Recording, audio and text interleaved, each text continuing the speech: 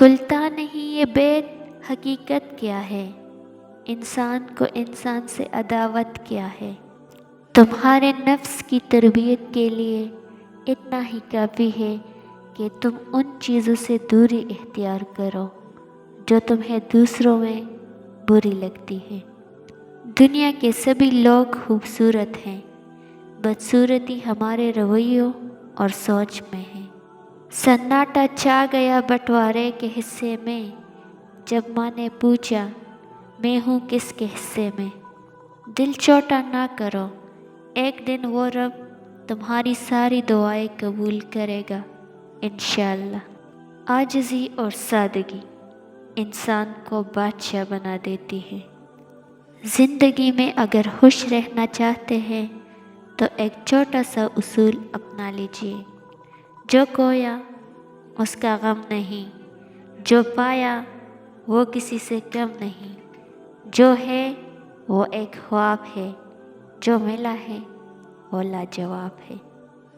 ہم اس بد نصیب معاشرے کا حصہ ہیں جہاں حسن کا معیار گورا رنگ اور عقل کا معیار انگریزی زبان ہے۔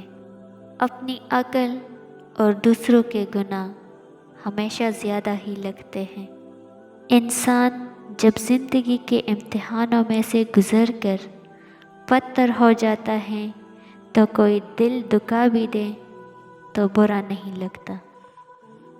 عبدالستار ایدھی کا کہنا ہے کہ جب میں چھوٹا تھا تو میری ماں مجھے اسکول کے لیے 2 آنے دیتی تھی، ایک میرے لیے، ایک کسی پہ خرچ کرنے کے لیے۔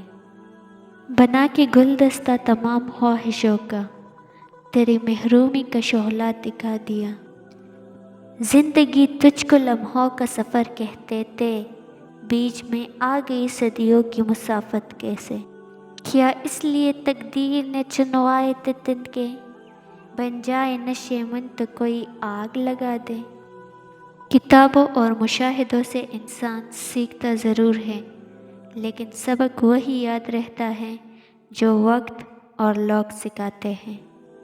ضروری نہیں زندگی میں سبق سکھانے والے ہی ملے، کچھ بہت اچھے لوگ بھی ہوتے ہیں جو آپ کو پھر سے لوگوں پر اعتماد کرنا سکھاتے ہیں۔